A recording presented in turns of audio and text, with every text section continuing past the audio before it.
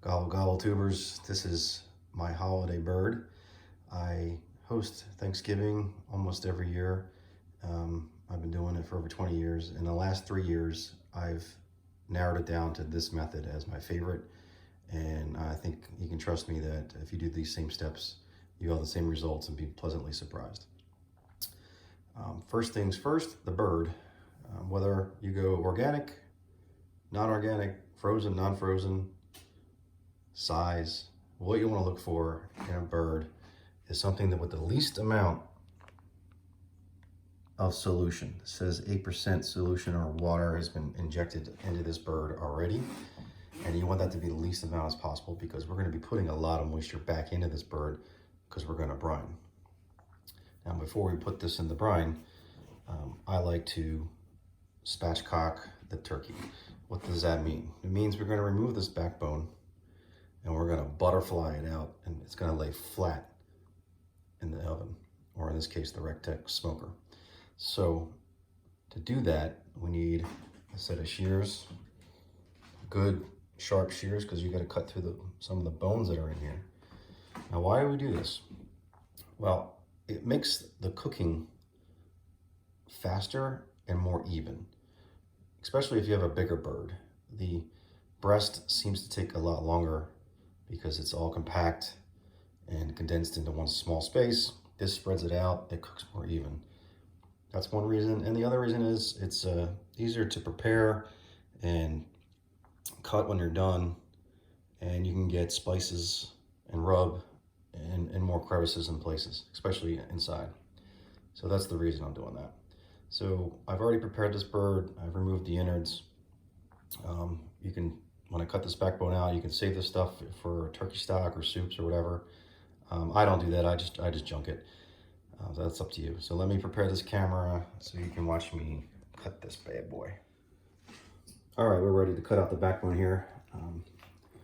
Just trying to prop this bad boy up, and that's simple. We're just going to cut. Now we're going to hit some areas that'll be tougher than others, but these are pretty sharp, so you don't want your fingers anywhere near this, or you will take a finger right off.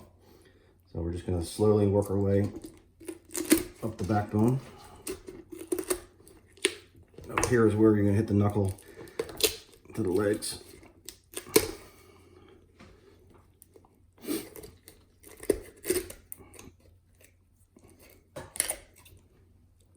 There you go. There's one side done. Spin her around.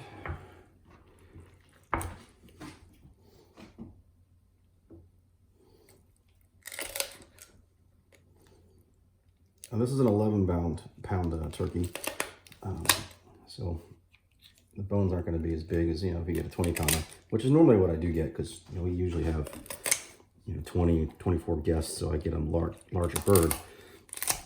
This is an 11-pound, so it's not quite as big.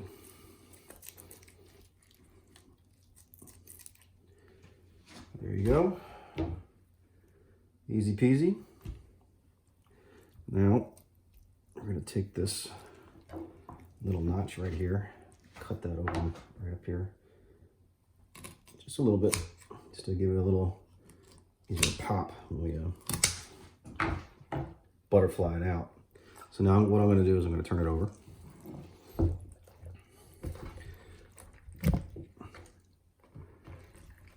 And put a little pressure.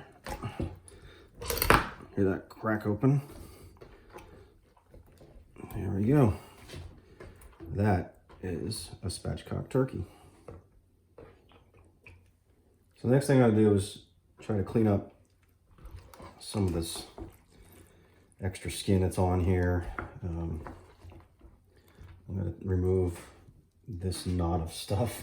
So this is why you get your bony knife out, and you can clean up some of this fat. You're not going to eat all this.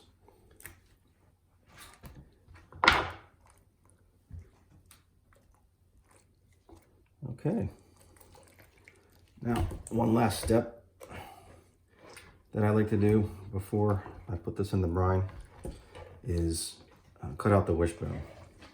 And I'm going to move the camera so you can see this a little better. So give me a second. All right, now that I get the camera set up so you can see this better, I want to remove the wishbone. Why am I doing that? Well, the wishbone is going to be up here. And when it comes time to cut this, I want to be able to slice into the meat, and just removing that bone now, it'll make it easier when it comes time to cut the bird. So what I'm going to do is flip her over and expose the bone is right here and here. So I'm going to get a boning knife, and I want to get kind of behind, you know, watch your fingers, of course, that bone.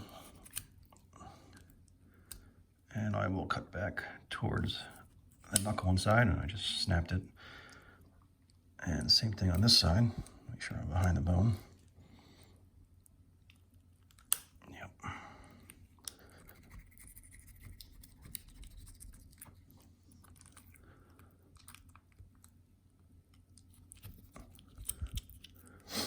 Okay, once I completed this, now everything's nice and wet and slimy, so the best thing to do is to get a paper towel and pull on it. That way it comes out. Got some of it, but not all of it. Sometimes it doesn't come out easy, and it gives you a little fight, but it's worth it in the end to get this out of here. Trust me. There we go. All right. Wishbone is out, and we are ready to brine this sucker. So let me get the brine bucket ready and go over those steps. Okay, here's the brining steps. This is the brine that I like to use. I've been using it for the last 3 years, and it's a brilliant solution. It's very concentrated, so we're going to be mixing this with water. So I already have a gallon of water in my brine bucket. It says to add a half a cup of kosher salt, and I'm going to do that now. And I'm going to put the contents of this bottle in and rinse it out inside and get all the good juices out of this, because there's a lot of good stuff on the bottom. Then we're going to whisk this up and put the bird in. Okay, we're all mixed up here, and this is what you want. You want to make sure everything is out, so make sure you rinse that out and get all the good juices in here. Now what I'm going to do is grab the bird by the legs and put it one side up.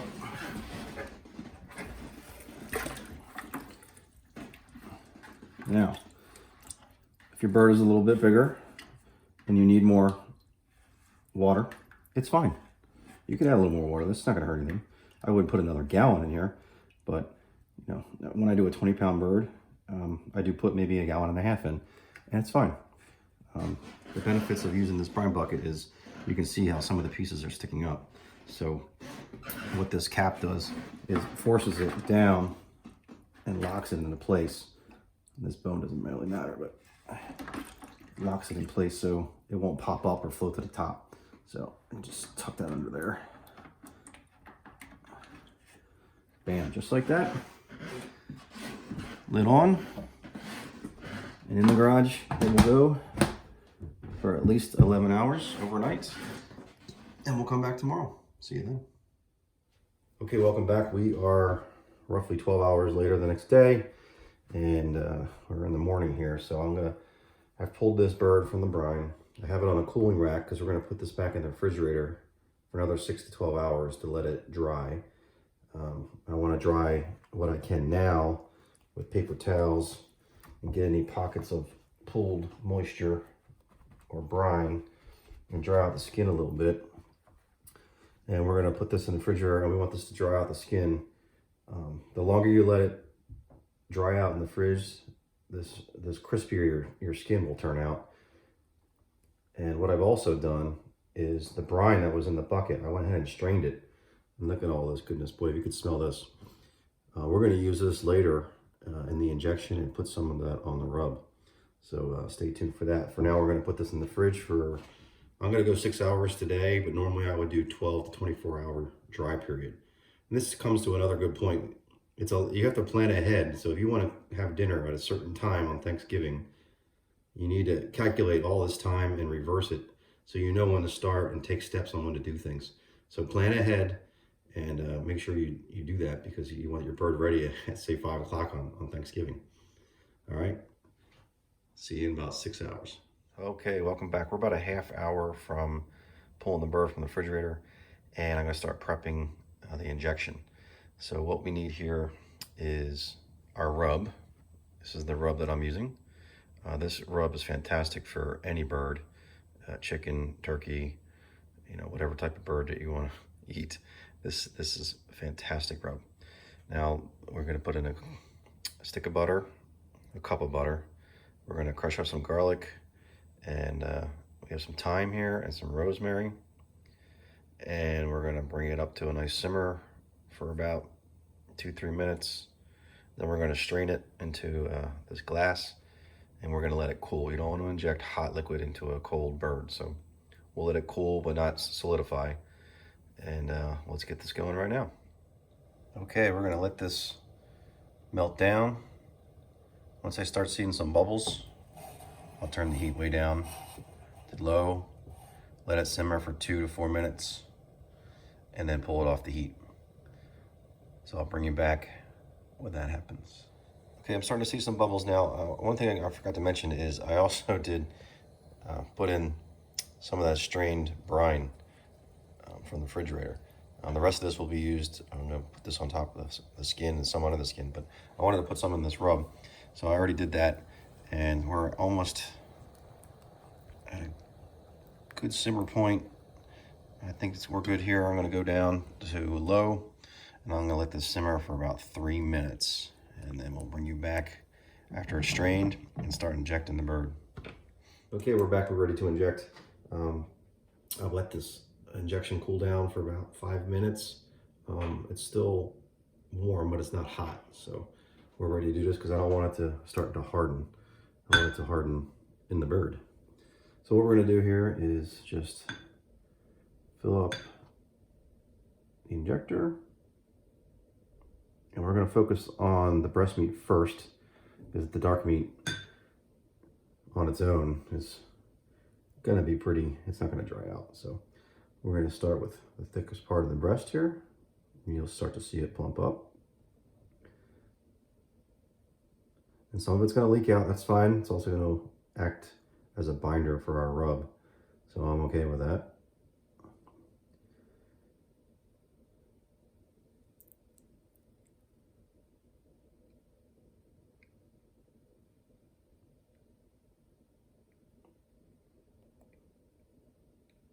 You can see it filling in under the skin.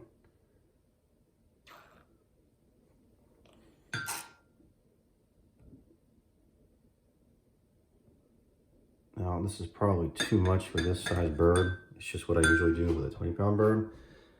Let's get some leg here.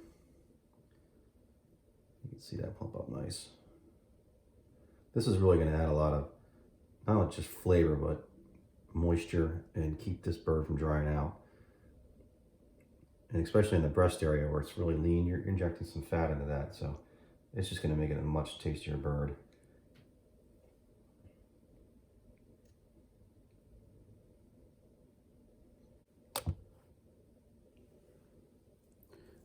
Okay, I've gone ahead and already did the underside. You can see the butter that came out is already starting to harden. That's right, it'll melt again. I'm now going to take some of that brine rub that we kept and rub that in there nice.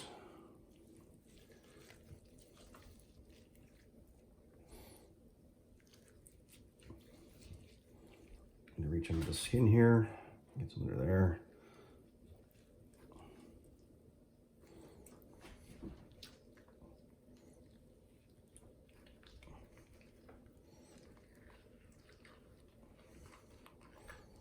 Good.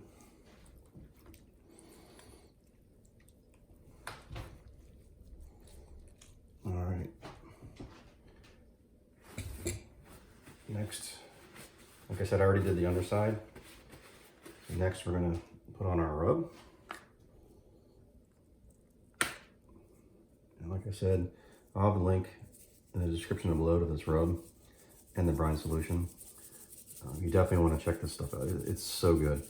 I've never had a better rub on a turkey or chicken as well. It's fantastic for birds.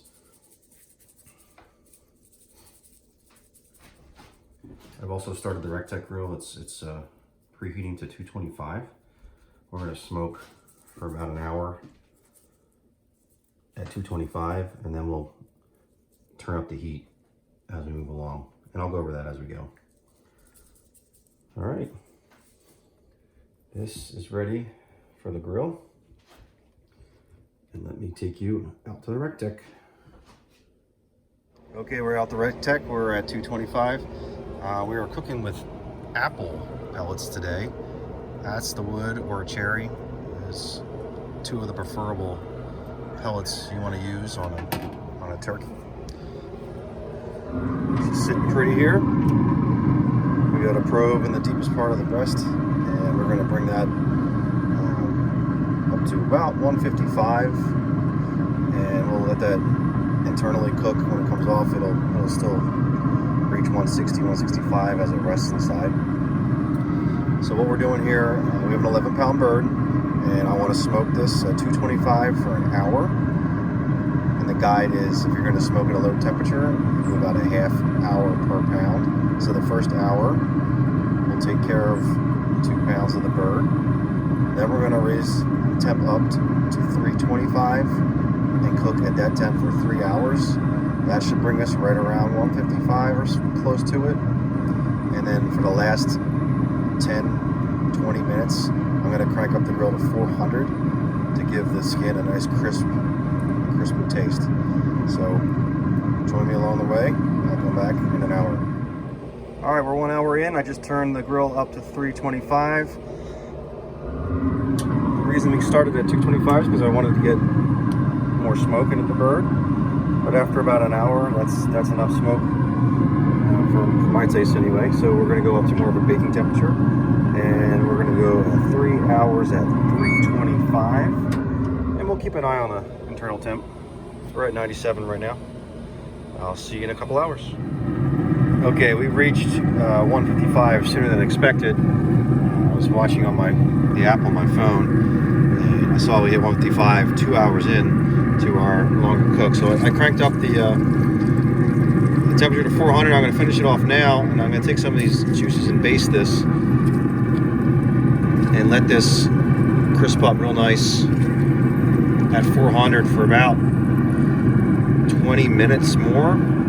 I'll double check the temp. We want to get to close to 165. It'll carry over when I bring it in the house. We're going to let it rest for a half hour or so.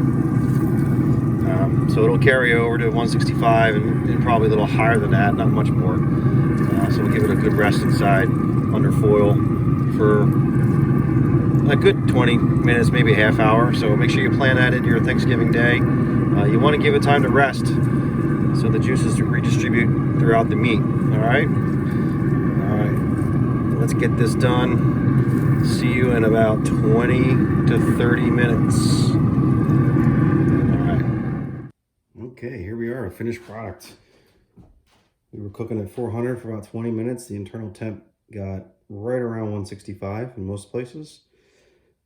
I went ahead and pulled it from the grill, let it rest under foil for 20 minutes now. So now we're ready to slice this guy open. Okay, I'm going to start with these legs, which probably will just fall right off. I'm going to put these aside for now. Same on this side of it.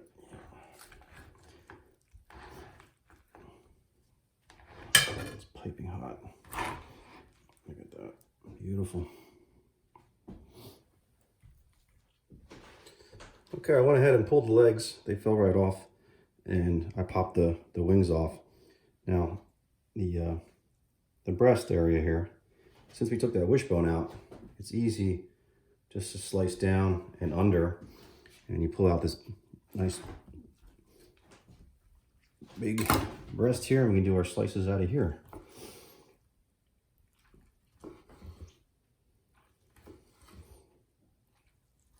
We like ours kind of thick, maybe 1/4 of an inch thick.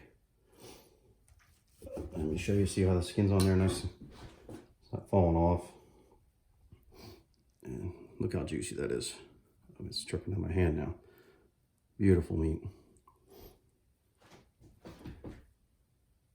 YouTube, just follow these steps. I know it's a lot of work and there's, you know, a lot of steps involved, but if you follow this method, you and your guests will be jaw dropping when you eat this turkey. Trust me. Good luck to you. Let me know if you change anything. Try it out. Love to hear your results. Happy Thanksgiving, everybody. Take care.